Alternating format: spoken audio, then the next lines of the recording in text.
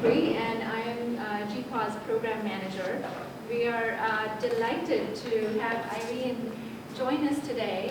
She's an ex-Googler, and I saw she was exchanging like hugs and notes with a lot of people already, so that's great. I just want to do a quick intro for Irene, and then I'll hand it over to her, and she'll just share her experiences with mindfulness and product design soon. Irene is an operating partner at Costa Ventures, a VC firm known to most of us in Silicon Valley. She works over there with founders of startups and their teams to make great design happen.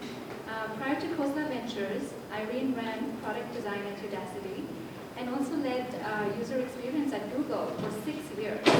So no wonder many of us know her. Before that, Irene established and led the user experience group at Yahoo.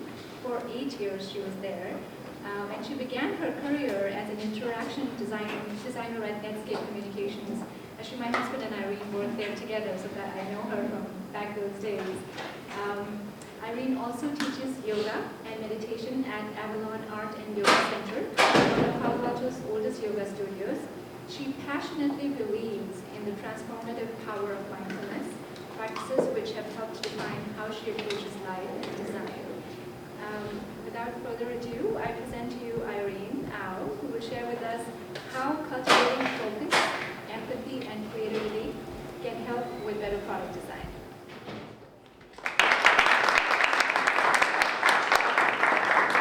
Thanks for having me. So I'm mic'd up here for the video, and I'm mic'd, actually is this even on? It is? Okay, so I'm mic'd up here so you can hear me. Actually, can you hear me even if I don't have the microphone? Here? Yeah, okay, I'm gonna try ditching this because I have too many things in my hands. Thanks so much for coming to hear me speak. It's really an honor and a delight to be back here. So as Ruchika mentioned, I was a Googler from 2006 to 2012. Here's a picture of me from Fast Company magazine when they decided to feature a couple of notable Googlers. They dressed us up in kind of funny props, and that's me with all the Post-it notes, because I think for all of the work that we did here and the UX team continues to do here at Google, we probably are responsible for a huge portion of 3M's sales of Post-it notes.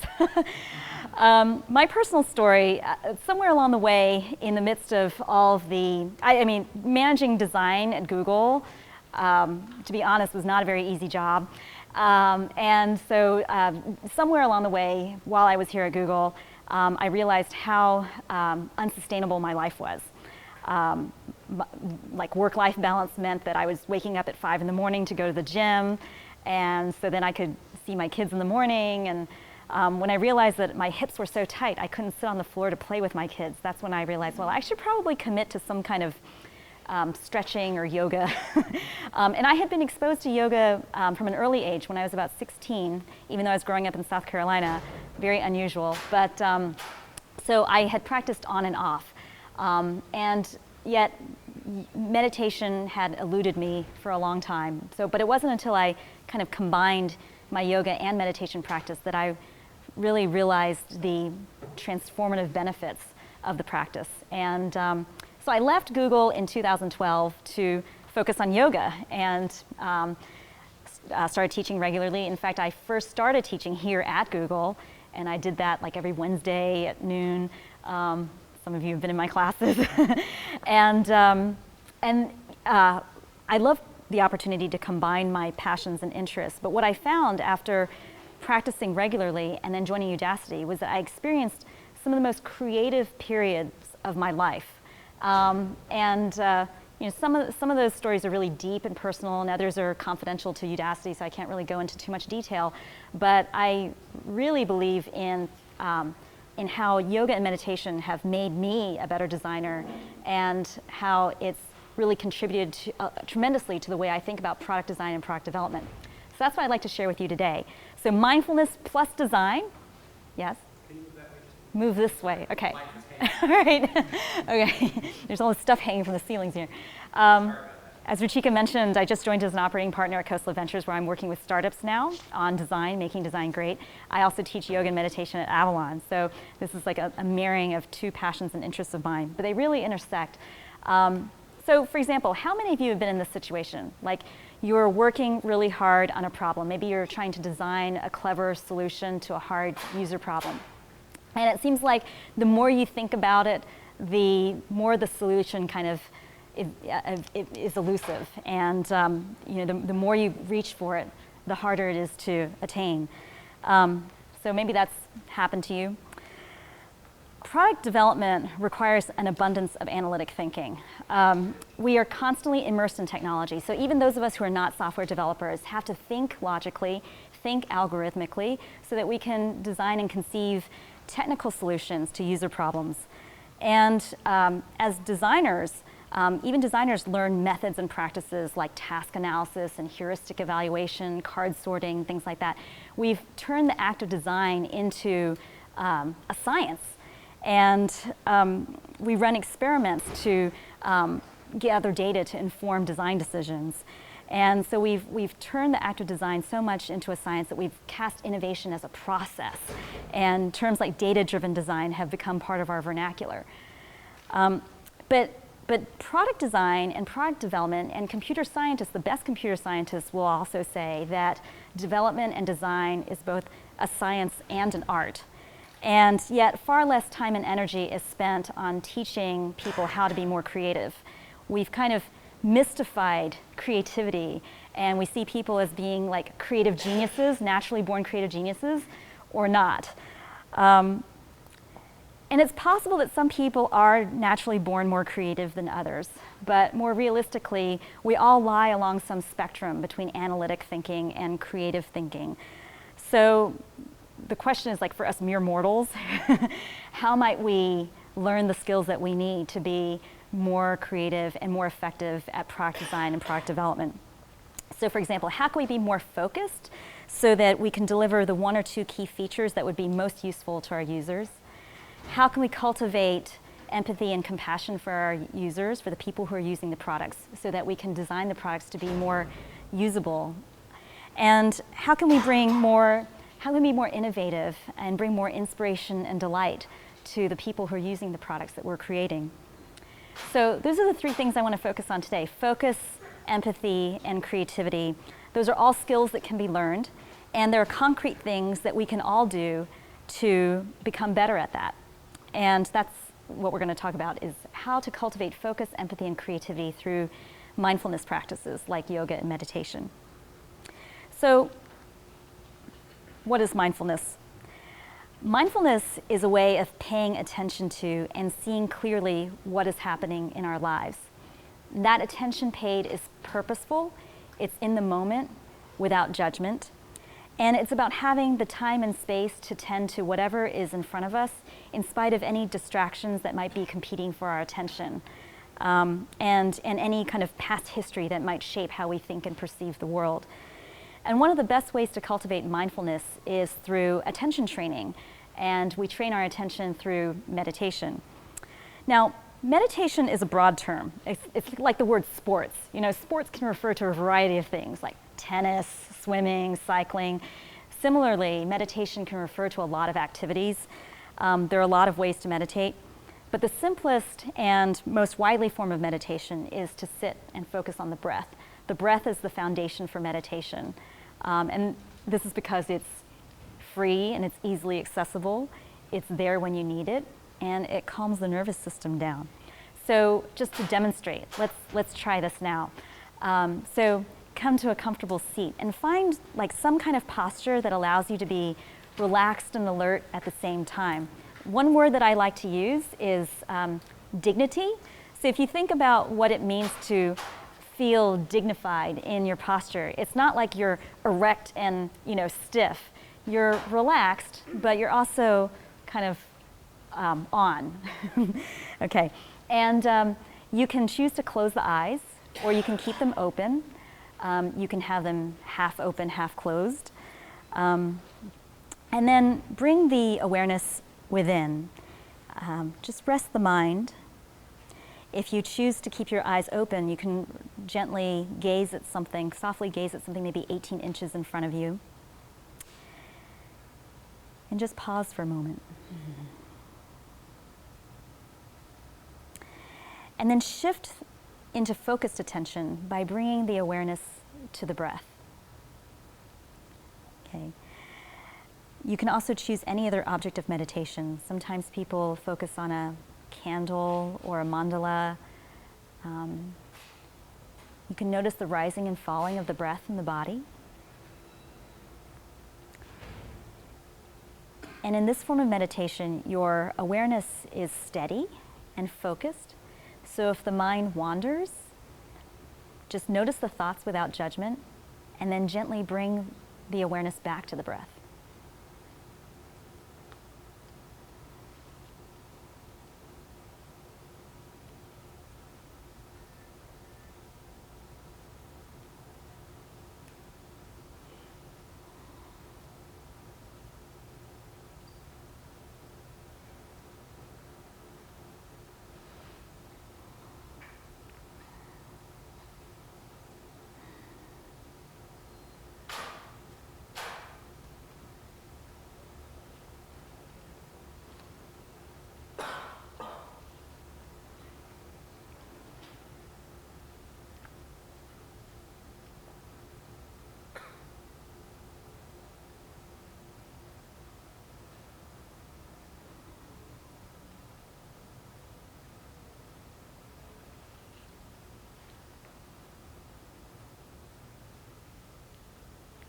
And take a few more breaths in stillness here.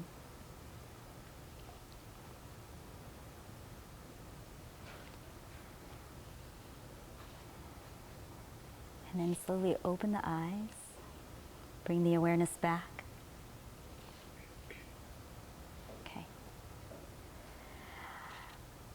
Now, I don't know about you, but I find meditation to be incredibly difficult, particularly in this day and age when we have so many things competing for our attention. We are constantly distracted, and our minds are notorious at wandering from thought to thought. So it is really hard even just to string a few moments of uninterrupted thought together.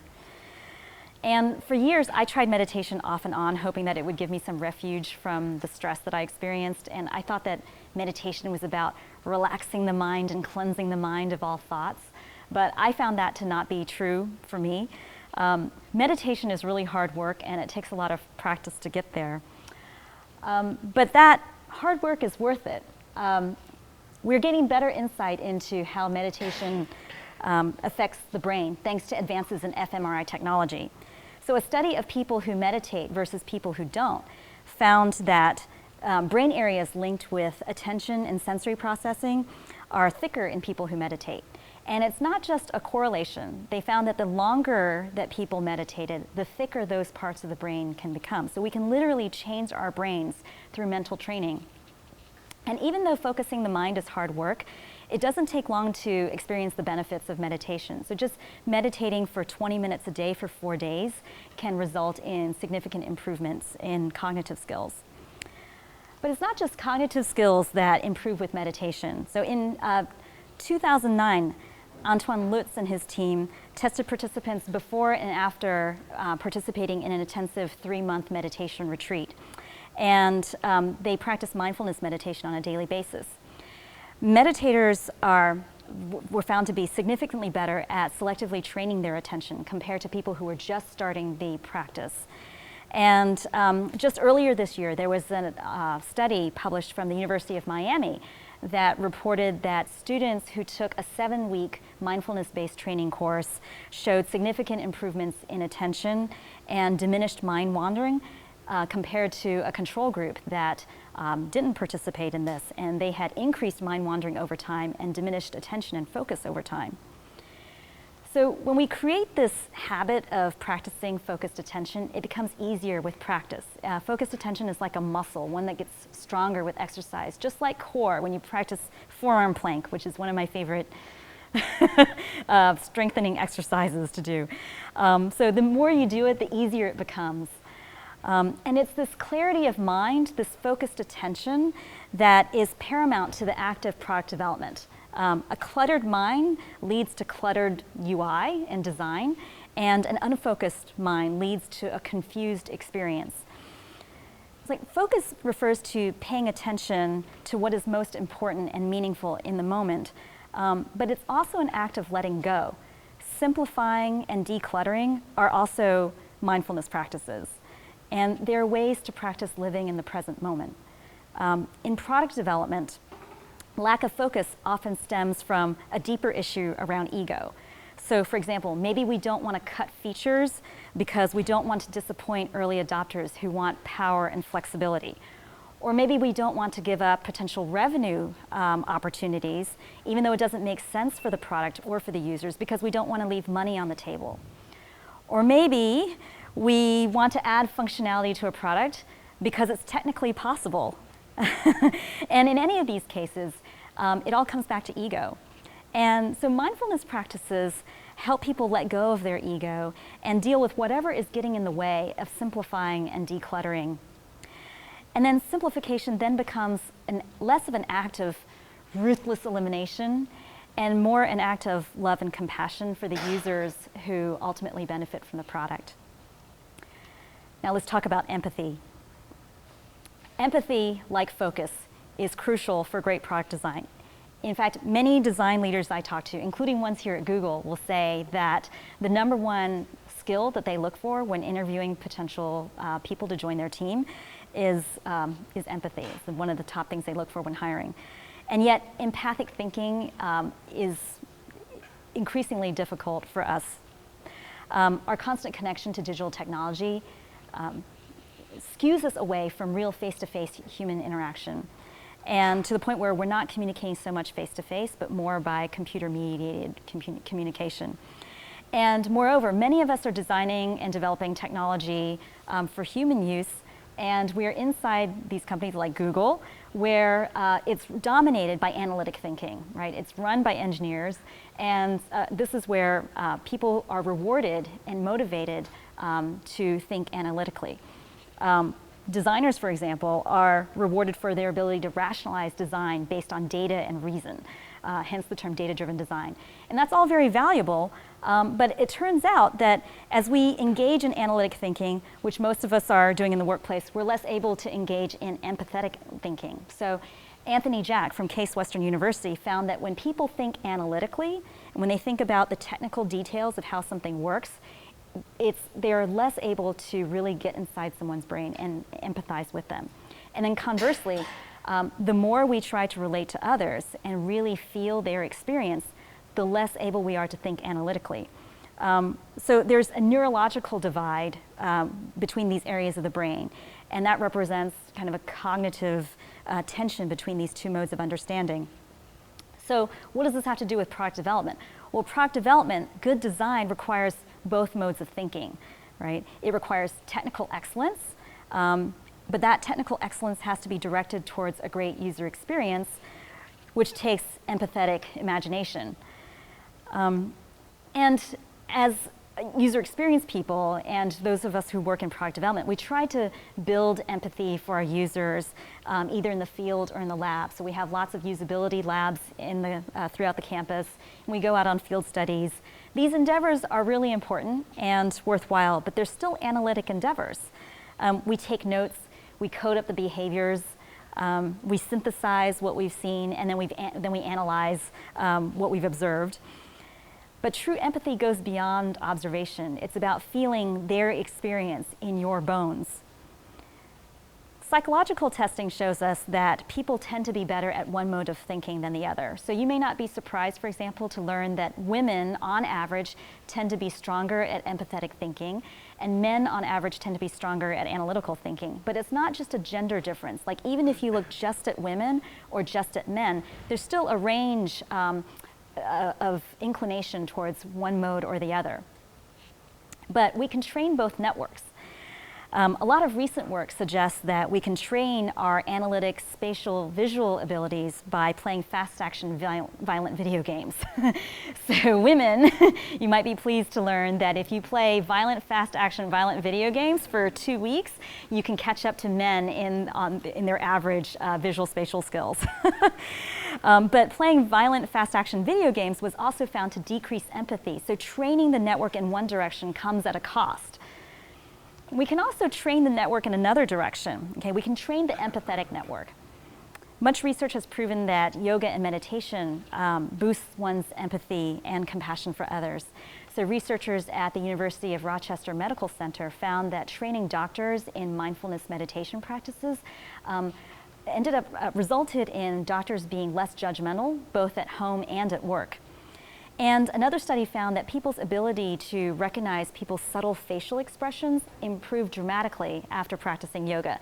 And this effect was even more pronounced amongst people who had a regular yoga practice and amongst people who practiced a flow sequence for some reason.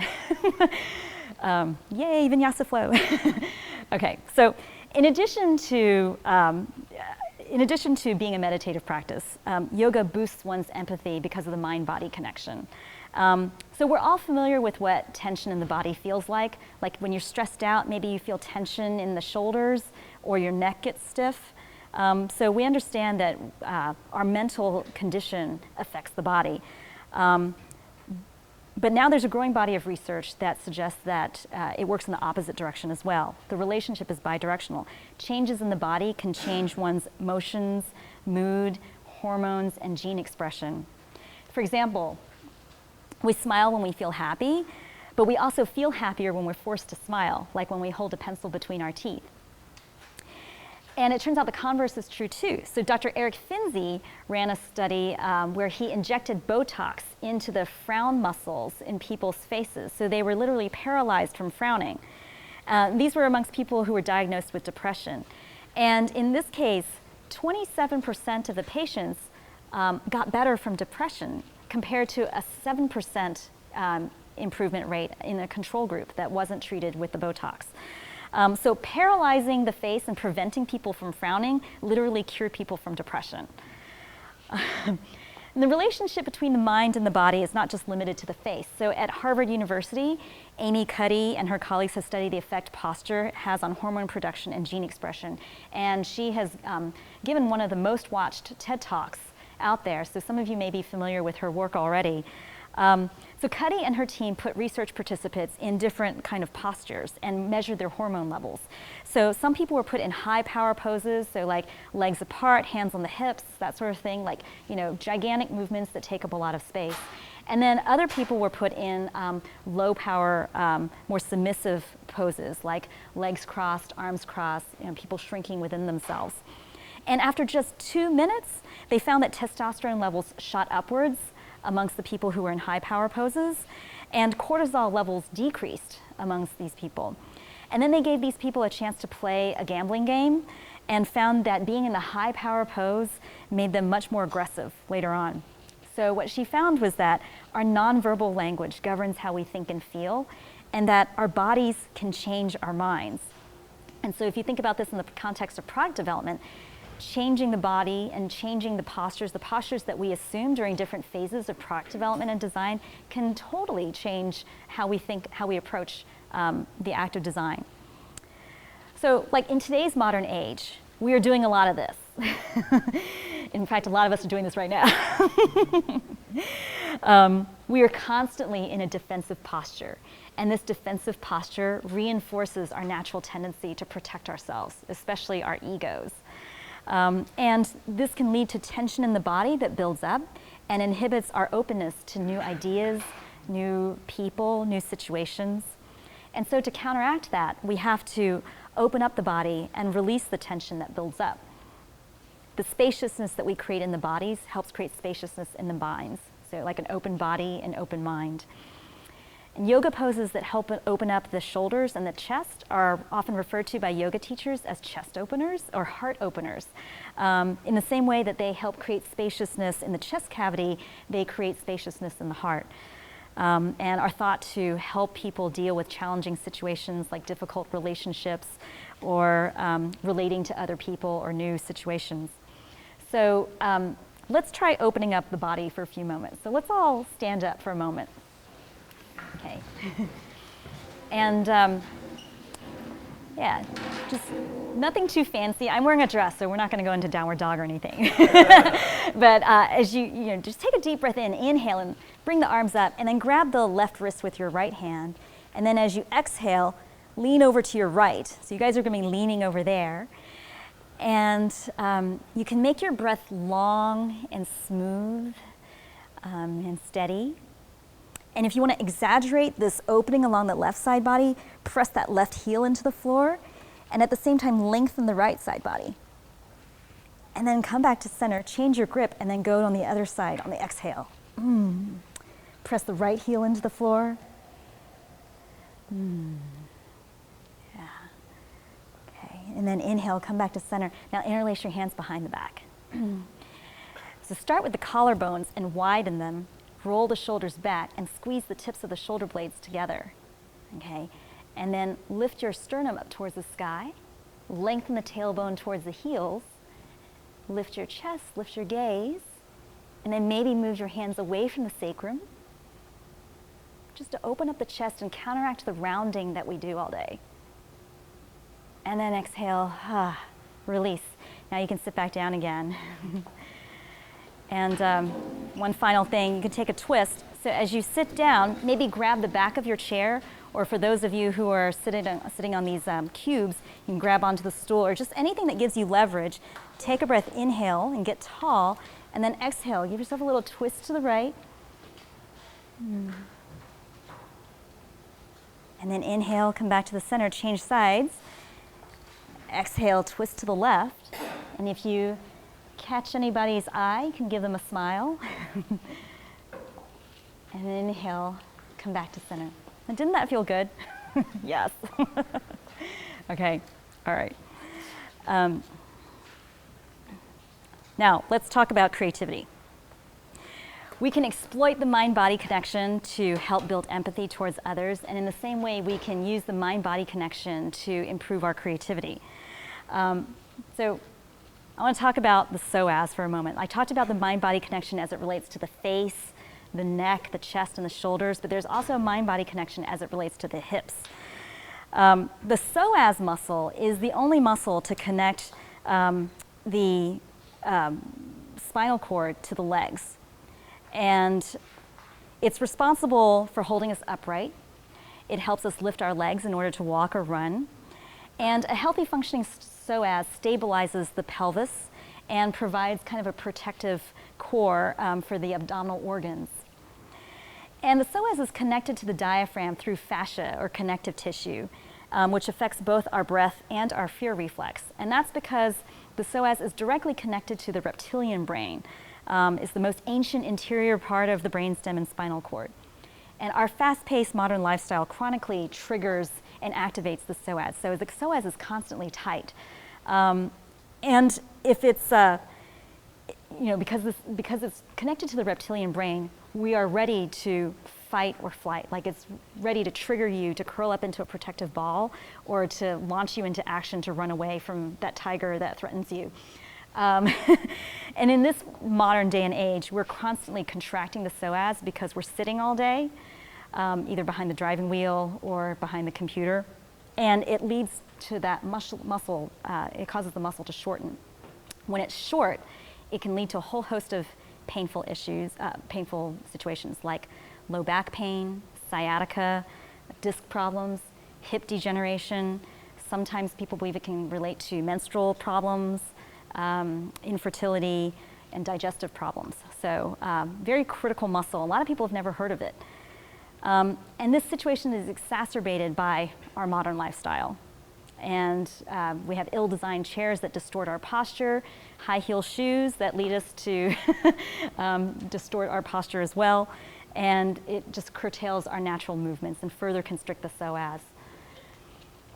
So why is this relevant? Well, a relaxed psoas is the body's mark of play and creativity. Instead of a contracted psoas, ready to run or fight, the open release psoas is ready to lengthen and dance. This is called dancer's pose. You can see how open the psoas here. So a mobile, healthy psoas gives us the benefits of mobility and also the physical comfort of just being in the world. So it leads to a more calm way of being. Yoga teachers will often anecdotally report that people with more open hips are naturally more creative and playful, and the physiology of the body suggests that there could be something to that. By releasing our hips and hip flexors, we release our stored anger and negative emotions. And by letting go of our anger and negative emotions, we free ourselves to become more playful and creative. So meditation also affects creativity, but how it affects creativity depends on what kind of meditation you engage in. So remember when I said that there are multiple forms of meditation? What we practiced before is a form of focused attention meditation.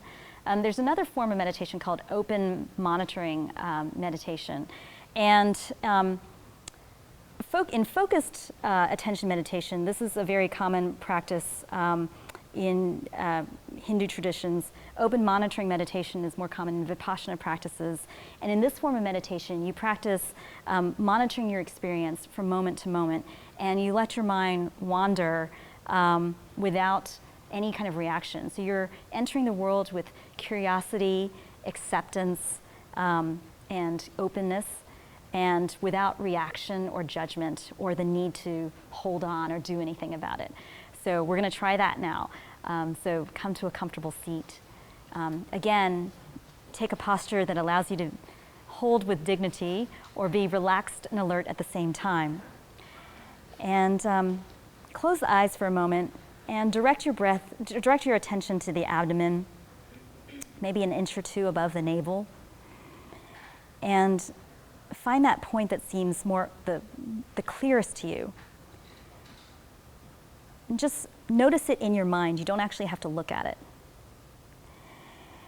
Notice how as you breathe in, the abdomen expands, and as you breathe out, it contracts.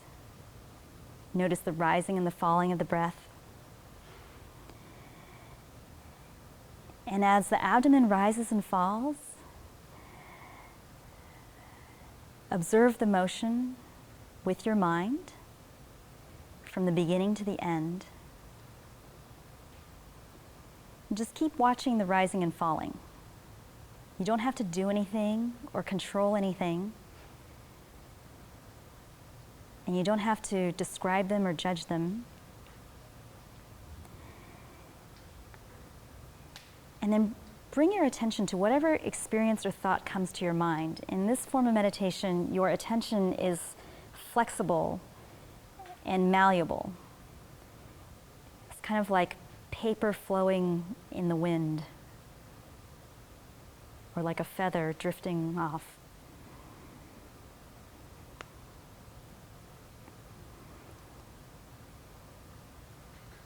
And anything that comes to your mind is fair game as a focal point for meditation. You can choose to train the attention on that thought or that experience, or you can allow your mind to drift off and get carried off to something else.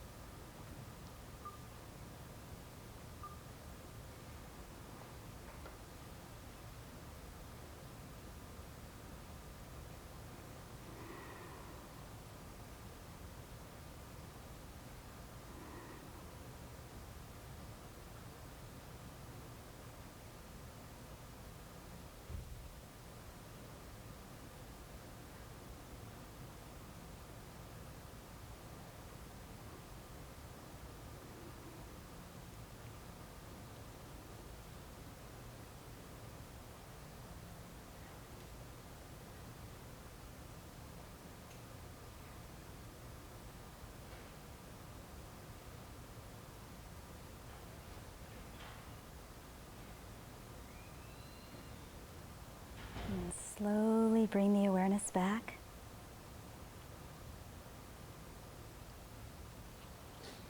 Take a few more breaths here. And then come back into the room, open your eyes. Okay. So, research done in 2012 in the Netherlands at Leiden University compared open monitoring meditation with focused attention meditation and looked at those effects on creativity. And what they found was that open monitoring meditation helps fosters people's ability to think divergently. And this is exactly what we want to do in design brainstorms, is divergent thinking. That's the ability to generate a lot of ideas in a period of time. This is also the kind of thing that we do in design sprints or in workshops that are often hosted here at the garage. We want to generate as many ideas as possible when we're brainstorming, and open monitoring meditation helps with that. You can practice both focused attention meditation and open monitoring meditation at the same time. The simplest way to do this is just to focus on the breath. And then as the mind wanders, you notice the thoughts without judgment, and then gently bring the attention back to the breath.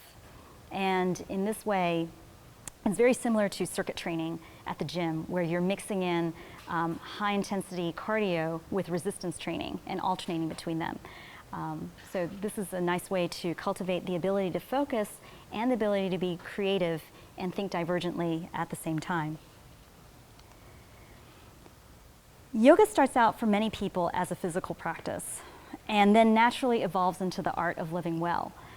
As negative habits, thoughts, behaviors, influences within ourselves and outside start to progressively get dropped in favor of healthier ways of thinking and being in the world, yoga becomes a way of life and moving through the world.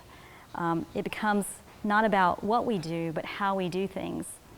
And this is where the impact of yoga and meditation is the most profound and is most transformative. Mindfulness practices help you let go of fear. Fear of being judged, fear of trying new things. When you let go of fear, you can truly be present. When you're present, you are more able to fully enjoy the experience of whatever activity you're engaged in. And being able to enjoy the journey more than the destination is one of the best things that you can do for your creativity. Stanford psychologist Philip Zimbardo studied this effect and demonstrated this phenomenon through his research. He studies what happens to people when they're engaged in creative activities that are focused on the final outcome as opposed to being just enjoying the process of making. And so in this study, what he did was he took Stanford college students and had them paint pictures of a basket of flowers. And in one condition, he told them that judges from the art department would evaluate the quality of the paintings based on different criteria. And the other half was told just to focus on the artistic process itself. And after participants finished, several graduate students from the art department came and evaluated the paintings based on different criteria, such as technical merit, such as best uses of color, space, and layout, and then also on creativity, such as originality and novel use of color and design. And you may not be surprised to find out that the people focused on the present were judged to be the most creative. And people in the product condition, the people who are focused on the final outcome, produce paintings with the most technical merit. And these findings suggest that creativity is fostered when people are disposed towards the present, and that technical merit is cultivated when people are focused on the final outcome. And here are a few examples here. So this painting in the top left is painted by somebody who is in the product condition, focused on the final outcome. The paintings on the bottom are painted by people who are in the process condition, so they were told to just enjoy the act of painting. And this one in the upper right was painted by somebody who was told to focus on the final outcome, but self-describes as somebody who just enjoys the act of painting. So you can see he was a little bit frustrated there. So successful design requires both creativity and technical merit. So we need both. We need to be focused on the final outcome, and we need to just enjoy the act of making. And so as we engage in design and product development, it's important for us to understand what mindset we should be in depending on what phase of product development we're in. So when we're ideating, it's crucial that we let go of judgment of ideas. so that we can free ourselves to be more creative and playful and generate a lot of ideas. And then when our egos are not put on the line, we can then be more playful and relaxed. And when you're more fully engaged in play, you lose some of those psychological barriers that inhibit, that inhibit you from generating new ideas or editing your thoughts. And then knowing that the mindset around product orientation is crucial when it comes to converging and narrowing down the choices and refining the product and focusing on the details. So concretely, what can you do to prime your body and your mind for product development? Well, nothing beats a regular yoga and meditation practice. So there's this adage that you should be practicing for 20 minutes a day. Unless you really need it, then you need to practice for an hour if you can't find the 20 minutes. But more seriously, like everybody can find 5 minutes. So I would encourage you, if you don't have a regular practice, just to start there and find 5 minutes. And then maybe over time, that 5 minutes can grow to 10 minutes, and then maybe 20 minutes, just to sit with yourself. And in terms of yoga, practicing for at least an hour per day, 3 days a week, can lead to significant improvements in opening up the body. But if you don't have time for a regular yoga practice, here are some simple things that you can do to prime the body for design. Okay, when you're seeking inspiration, such as you're in the ideation process, maybe you're trying to generate, brainstorm and come up with a lot of ideas. Chest and shoulder openers and side body stretches help open up the body to new ideas, new thoughts, new people, help prime the body for that openness that we talked about before. Simple poses like supported fish pose, this is a nice passive pose, or standing crescent pose, help create that spaciousness in the body. And then stretching also prepares the body for the design process, for design brainstorm. So in addition to opening up the shoulders and the chest, opening up the hip flexors with pigeon, or opening up the psoas with a low crescent lunge, or in a cobbler's pose, helps facilitate divergent thinking. And it opens the psoas, allows for playfulness and creativity. And then when you're ready to execute and refine your design ideas, focused attention meditation helps improve your ability to focus, simplify, and declutter. Forward folds turn you inward so that you can find the introspection that you need to synthesize. Now, I know that this idea of doing yoga at work might be discomforting at first. I've actually led hackathons at startups and school board meetings, like strategic offsites, with some stretches. And even though people see, this is a little awkward and weird, people are so grateful for that opportunity to breathe and to open up the body before they go into these brainstorms. It just gets them into the right mindset around playfulness and creativity. So, it might seem awkward. Out of any company in the world, this is the place to do it because of the whole GPOS and all the support we have here. So it might not be as awkward as you think. But even outside of Google, companies are really embracing this. General Mills, Aetna are embracing yoga and meditation at work. Twitter co-founder Ev Williams meditates regularly, and now at his new startup Medium, they sponsor people to go on yoga retreats. Justin Rosenstein, who used to work here at Google, then at Facebook, and now is the co-founder of Asana, sees mindfulness not just as a way to improve oneself, but uses these as principles to run his company and informs how they develop products. So the principles of yoga and brain science are now converging, and together they can create a blueprint for transformation. With meditation and yoga, you can change your brain and how you move into the world, and that in turn affects how you approach product development and design. Personally, I've experienced some of the most creative periods of my career since adopting a regular yoga and meditation practice. And while I haven't done concrete A/B studies on anybody or myself, I can only have my experience to share, which I feel so passionately about. So back to that scenario that we talked about at the beginning where you're working on a hard problem. Sometimes when you just relax and let your mind wander and release yourself from working on that solution, some insight might reach us, and the solution then becomes obvious. And we can train our minds to be better at this. Focus, empathy, and creativity, we all have the capacity to strengthen these skills and the means to do that better. Mindfulness practices are techniques that allow us to dive within the mind and transcend the intellect so that we can experience that deepest level within ourselves, which we can bring forth to the work that we do. So, thank you.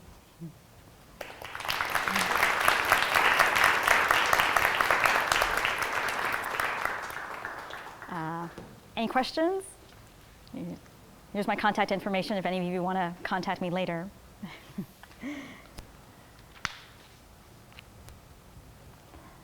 Yeah.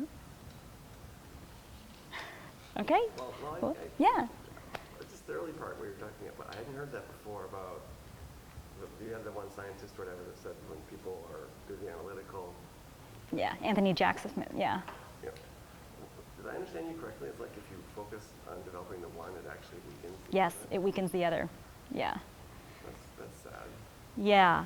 It also made tremendous sense to me as I reflected on my own experience at Google, because we're a very highly analytical culture, and that's why I'm so grateful for programs like SIY, because they help strengthen people's emotional intelligence and ability to empathize and relate to other people. These were similar initiatives that we kind of advocated for within the user experience team too, through user research and helping people. Many of you who joined Google might have gone through the new hire program where we had Life of a User. I don't know if we still run that now, but when I was here, we had Life of a User, where we tried to put people in the mindset of users' shoes and help them, use that as stimulus to inform and inspire product ideas and innovation. And so it's very much akin to what SIY is trying to do, is try to boost empathic thinking and imagination, because we naturally think analytically here. Right. Yeah. You mentioned the muscle in our hip. Yeah, the psoas. Psoas. It's spelled P-S-O-A-S. Do you have any resources that we can learn more about that? That's so interesting. There is a whole book on the psoas. And the name of the author escapes me, but I will. What's that? I think it's Liz Koch. Yes, that's it. Liz C-O-C-H. Koch. Yeah. She also does workshops on the SOAS periodically in the Bay Area, so you could look her up too. Yeah. Yeah, that's a great idea. Yeah, an entire book on the psoas. It's worth it. It's funny, I learned about this phenomenon called gluteal amnesia also, in which some people have trouble folding forward and touching their toes. And a lot of that is related to tightness in the low back, which is related to tightness in the hip flexors. And we, some of us over time, lose connection to the gluteal muscles and the hamstrings, which fire in order to fold forward. And so there are a lot of exercises that you can do in order to retrain yourself and get those muscles to fire again. But that alone is often responsible for a lot of low back pain that people experience, and especially amongst this community, because we're sitting at our computers so much. Right. You just described my dad. Yeah. And analytical thinking and super show me resources and data and facts. So I'm like, oh, there's a book on it now. Yeah. That's a good start. Right. Yeah. It's hard to do A/B studies though, so a lot of it is anecdotal. Yeah. Thank you for that. I wondered how much of it is to do with our value system.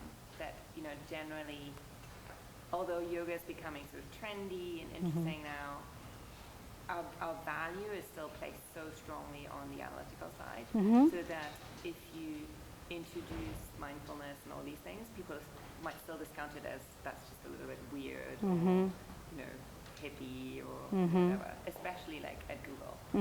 How do you deal with that, and how do you introduce it to your startups? I'm really curious in your current role. Do they just trust you because you're the design partner? I'm not doing this with any of the companies in the portfolio. Oh, really? So the whole yoga thing is a separate thing. I just started last week. Yeah, and both modes of thinking are important. And I don't mean to disparage data-driven design, because it is important to use data to inform design decisions. But it's also important to have to go into this other mode of thinking. The creative mind is not the analytical mind. And I hope that people understand that more and appreciate the different mindsets that you can engage in so that you go into the appropriate frame of mind during different parts of product development and design.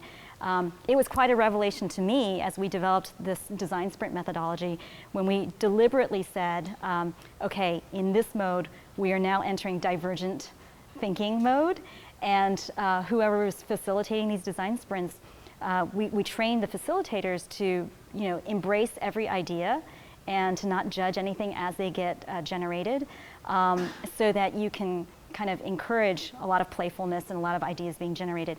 And then there's a deliberate break in that design sprint phase where we say, okay, now's the time to prioritize and converge.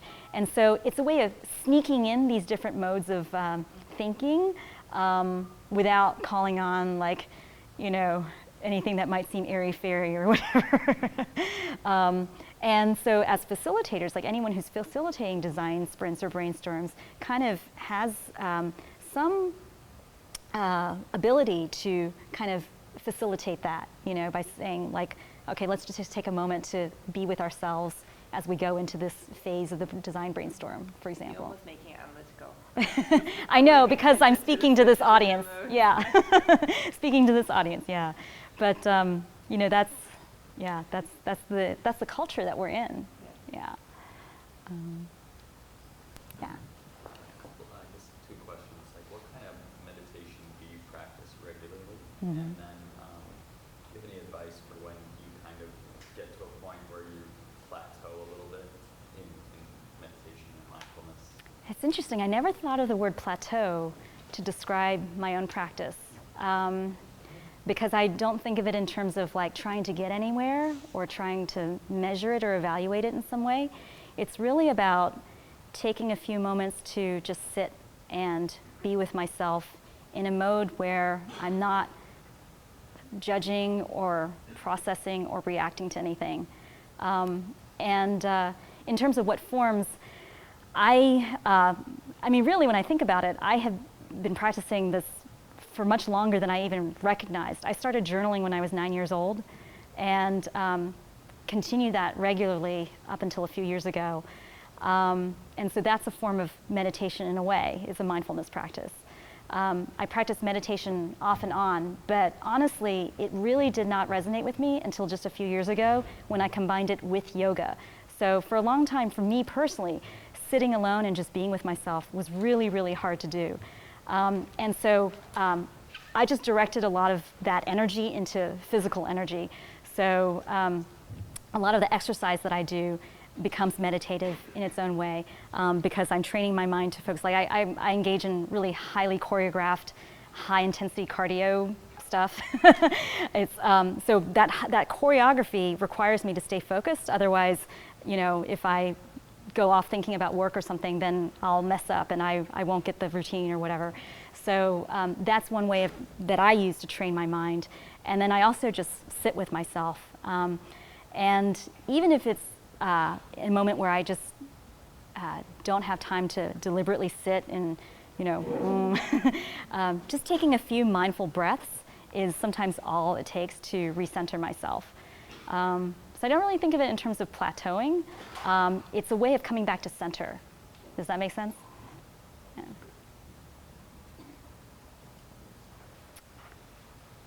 Anything else? Okay. Well, thank you so much for coming and sharing. And feel free to contact me if you have any other thoughts or questions. I really appreciate your attention. Yay.